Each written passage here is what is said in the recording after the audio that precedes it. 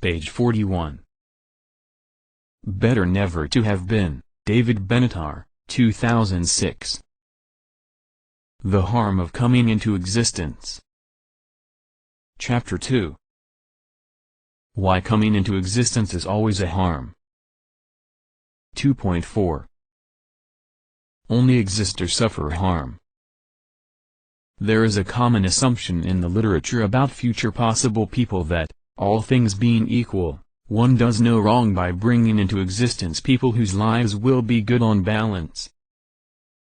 This assumption rests on an author, namely that being brought into existence, with decent life prospects, is a benefit, even though not being brought into existence is not a harm. I shall argue that the underlying assumption is erroneous. Being brought into existence is not a benefit but always a harm.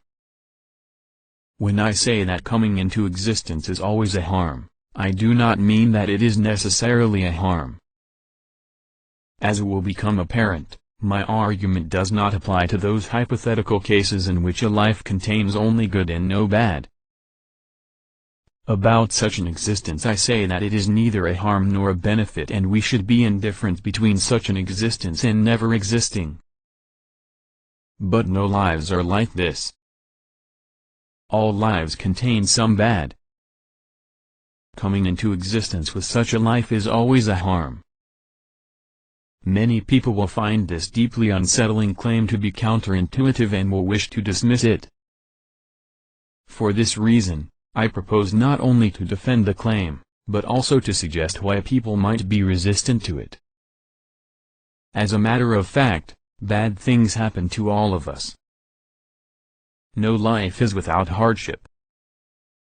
It is easy to think of the millions who live a life of poverty or of those who live much of their lives with some disability. Some of us are lucky enough to be spared these fates, but most of us who are, nonetheless suffer ill health at some stage during our lives. Often the suffering is excruciating, even if it is in our final days. Some are condemned by nature to years of frailty. We all face death. Here I assume the ordinary view that death is a harm. There is a rich philosophical literature on the ancient challenge to this view, which I shall consider, too briefly, in Chapter 7. Those who think that death does not harm the person who dies may simply leave death off my list of harms. We infrequently contemplate the harms that await any newborn child: a pain, disappointment, anxiety, grief, and death.